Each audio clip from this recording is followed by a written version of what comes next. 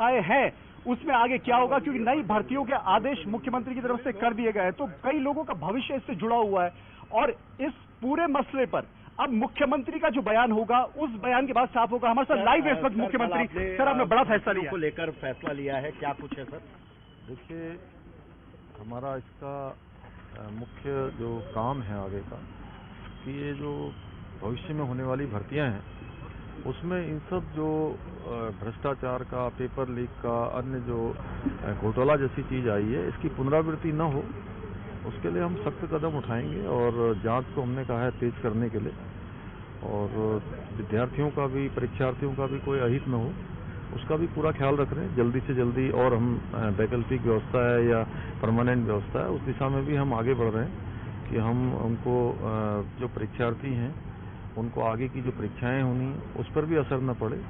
सभी पहलुओं पर देखने के बाद अंततः जो जिन लोगों को परीक्षा में भाग लेना है उन पर कोई असर न पड़े। और जो भर्तियां जो बहुत विवादित हो गई हैं, जिनके पेपर लीक हो गए हैं, वीडियो आ गए हैं, सीडी आ गई हैं, उन सबको हमने कहा है कि उसका ऑब्जर्वेशन करें और जिसको निरस्त करने की जरूरत पड़े तो उसको निरस्त करें। सर, आपने एक चीज और कही है कि संपत्तियों पर कब्जा किया जाए, अगर इस तरीके के जो लोग शामिल हैं उनकी संपत्ति को प्रभावी कार्रवाई हो, ये किस तरह का है सर इस पर? देखिए, ये बहुत जरूरी है कि जो इस प्रकार के अपराध में शामिल हैं, बच्चों के भविष्य के साथ खिलवाड़ जिन्होंने किया है, हमारी बेटियों के साथ, बेटों के साथ, उनके खिलाफ कठोर कार्रवाई होनी चाहिए। अगर इन्होंने अकूत धन संपत्ति कमाई है इस 2 नंबर के काम से, इस गलत काम से, तो उसको जब्त होना चाहिए। हमने निर्देश दिया है कि और उन पर जो कठिन से कठिन, कठोर से कठोर धाराएं हो सकती हैं उन सभी धाराओं पर मुकदमा भी दर्ज होगा। एक बात और आ रही है, सीबीआई की जांच, आपको लगता है कि एसटीएफ की जांच से संतुष्ट हैं लोग और जो प्रभावी कार्रवाई हुई है,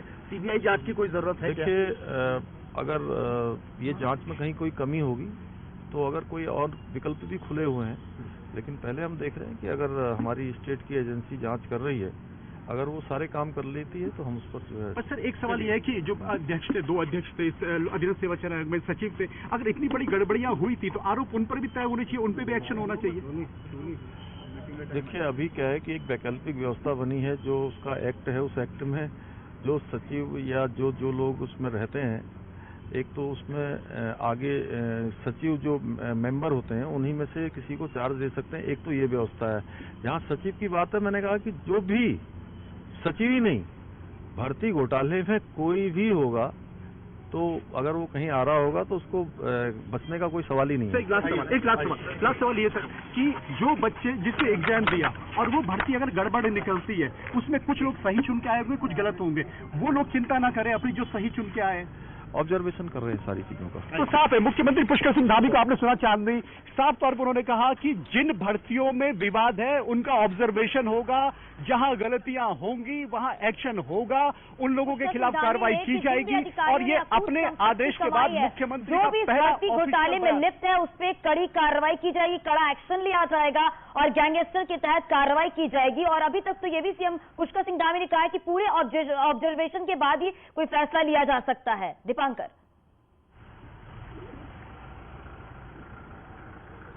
अब बिल्कुल मुख्यमंत्री ने कुछ बातें बिल्कुल साफ कर दी है। पहली बात यह कि जिस भर्ती में गड़बड़ हुई है वो भर्ती निरस्त की जाएगी, लेकिन उसमें यह भी देखा जाएगा कि उसमें ऑब्जर्वेशन यह देखा जाएगा कि जो जांच होगी उस जांच में कौन गलत पाया जाता है, कौन सही पाया जाता है, वो जांच का विषय है। जब जांच होगी तो और भी बातें सामने निकल कर आएंगी। आप नजर बनाए रखिए। बहुत शुक्रिया इस पूरी जानकारी के लिए।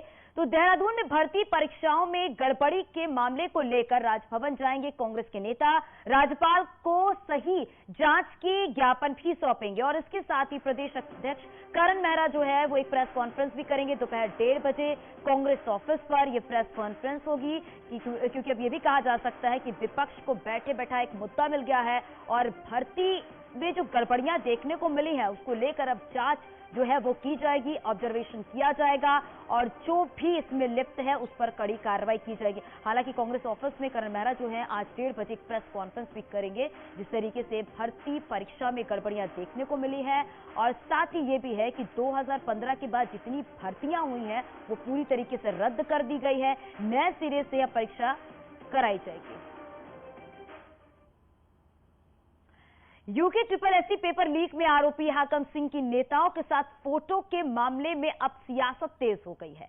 पूर्व सीएम हरीश रावत इस मुद्दे पर बीजेपी नेताओं को घेरा है। हरीश रावत ने कहा कि बीजेपी में हाकम सिंह संस्कृत है और हरदा ने यह भी कहा है कि बीजेपी का कोई बड़ा नेता ऐसा नहीं है जिसकी फोटो हाकम सिंह के साथ नहीं है। अल्मोड़ा के भनोली तहसील के गुड़ाबाज में हस्तशिल्प संस्थान के निर्माण को लेकर धरने में हरीश रावत बैठे थे, जहां उन्होंने बीजेपी पर जमकर हमला बोला है।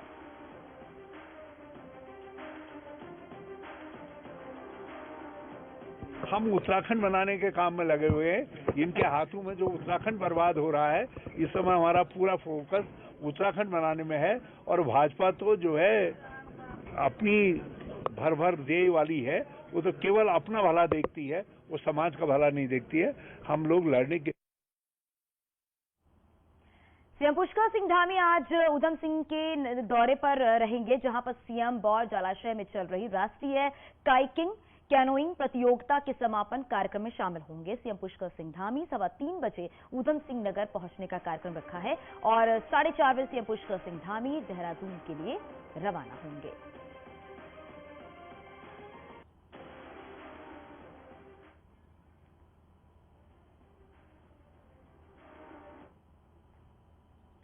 उत्तराखंड बीजेपी संगठन के लिहाज से बड़े जिलों को तोड़कर 5 और नए जिले बनाने जा रही है। बीजेपी में अभी देहरादून जिले को 2 जिलों में बांटकर संगठन की दृष्टि से 13 जिले हैं। बीजेपी का अब पौड़ी जिले को तोड़कर कोटद्वार, यूएस नगर जिले को तोड़कर काशीपुर, अल्मोड़ा जिले को तोड़कर रानीखेत, हरिद्वार को तोड़कर रुड़की और देहरादून जिले में ऋषिकेश को संगठनिक दृष्टि से अलग जिला बनाकर कुल 19 जिले बनाना चाहती है। पार्टी के प्रदेश अध्यक्ष महेंद्र भट्ट का